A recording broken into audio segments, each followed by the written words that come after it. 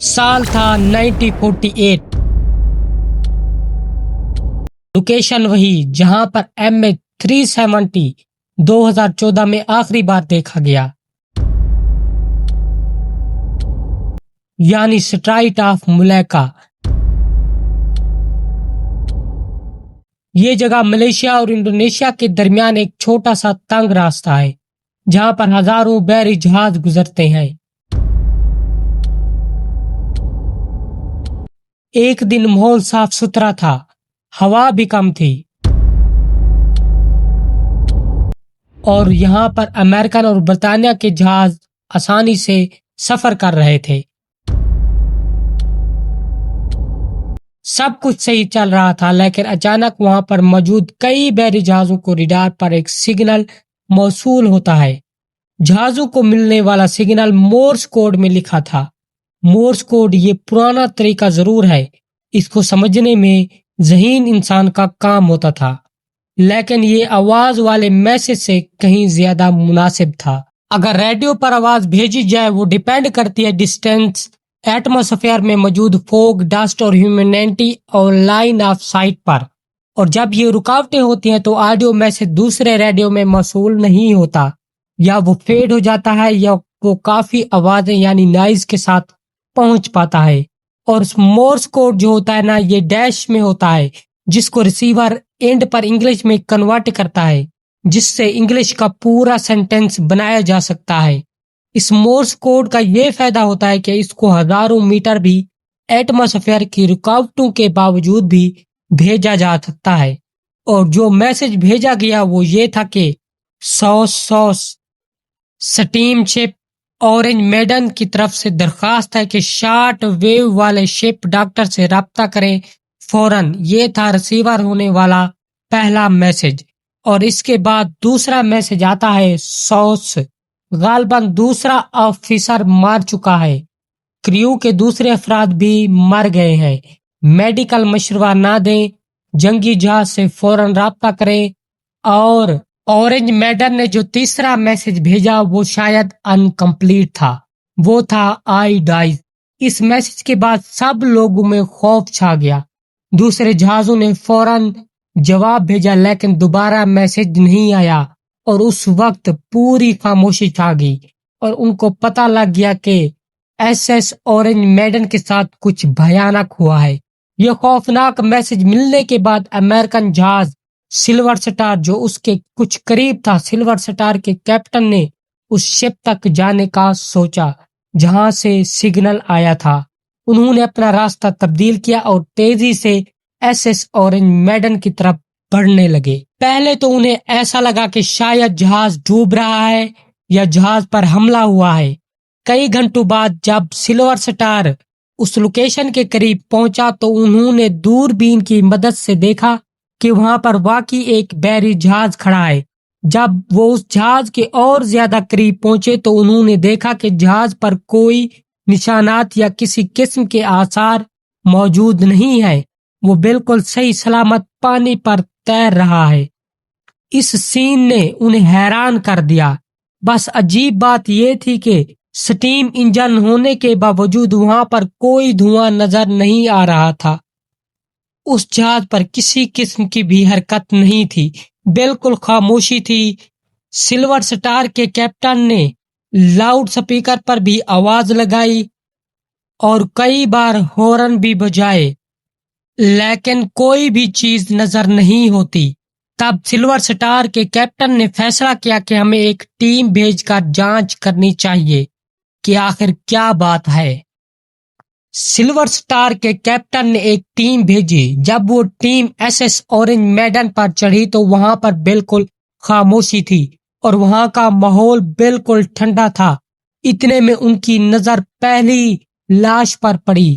وہ کوئی عام لاش نہیں تھی، بلکہ اس انسان کا چہرہ خوف سے بگڑا ہوا تھا کہ جیسے اس نے کچھ بھیانک دیکھا ہوا ہو، اور ہاتھ اس کے آگے کی طرف تھے اور آنکھ اور منہ خوف سے کھلا ہوا تھا، اور اس کی باڈی اکڑی ہوئی تھی اور ایسا لگتا تھا کہ جیسے وہ کسی چیز کو روک رہا ہو۔ ریسکیو ٹیم آگے بڑھی اور انہوں نے بھی اور لاشیں دیکھی۔ शिप पर भी हर तरफ डेड बॉडी बिखरी हुई थी।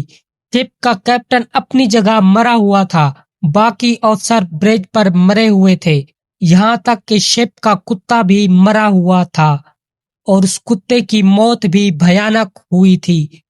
उसकी बॉडी भी अकड़ी हुई थी। हैरान कौन करने वाली बात यह थी कि किसी भी लाश पर खून के निशानात नहीं थे, न लड़ाई के निशानात मिले और सबके चेहरों पर खौफनाक एक्सप्रेशन थे।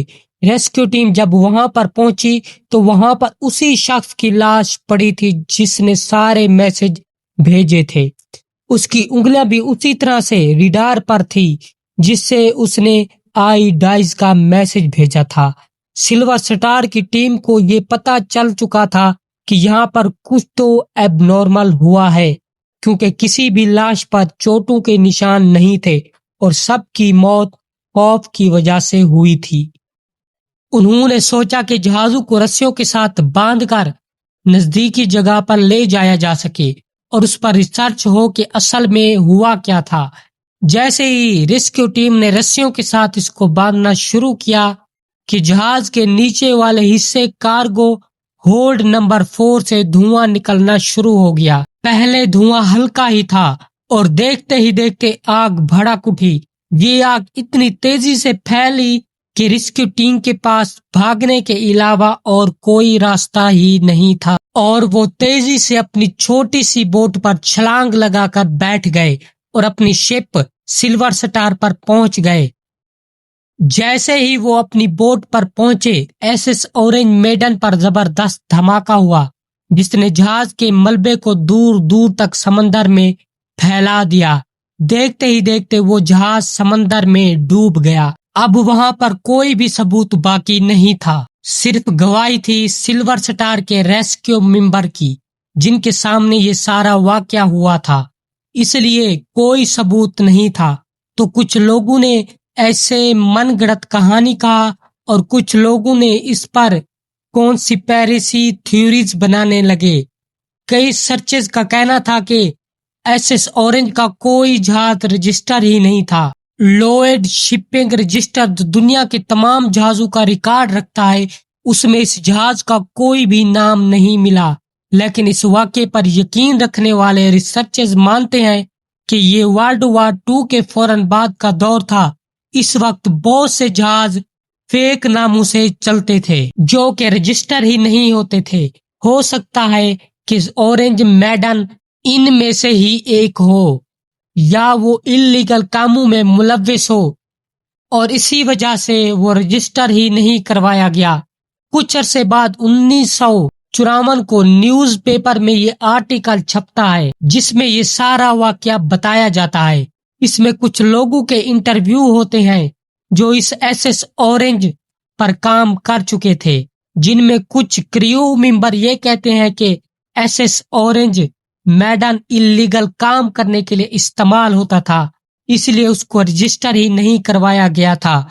इनके जरिए जब उसके मालिक का पता लगाया जाता है तो एविडेंस ना मुकम्मल होने की वजह से मालिक का पता ना चल सका।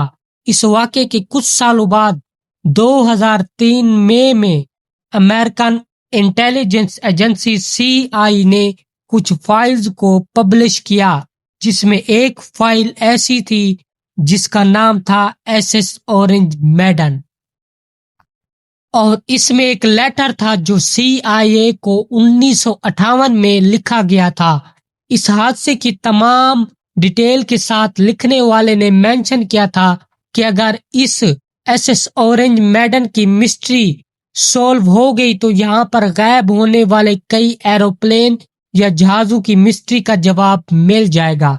इस पर सीआई ने कोई इन्वेस्टिगेशन की या नहीं, अगले 45 साल तक सीक्रेट फाइल में रखा गया और 2003 में इसको डिस्क्वालिफाइड किया गया। आज भी ये सीआईए की वेबसाइट पर मौजूद है। इस वक्त के मुताबिक मानी जाने वाली बात यह थी कि एसएस ऑरेंज मैडन पर एक खतरनाक केमिकल लोड था। याद रहे कि उस वक्त वर्ल्ड वॉर 2 ताजी खत्म हुई थी। जापान और जर्मनी के पास केमिकल डेडली हुआ करते थे।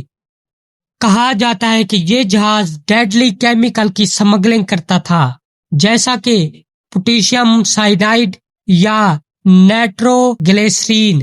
एक्सपर्ट के मुताबिक अगर समंदर का नमकीन पानी पोटेशियम साइनाइड के साथ मिल जाता है तो इससे एक जहरीली गैस निकलने लगती है जो इंसान के फेफड़ों में केमिकल रिएक्शन करती है और दम घुटने से फौरन मौत हो जाती है। इस थ्योरी के मुताबिक ये बात सच साबित होती है क्योंकि वहां पर मिलने वाली बॉडी पर कोई भी जख्म नहीं था। नाइट्रोग्लिसरीन की बात की जाए तो वो एक्सप्लोसिव केमिकल होता है।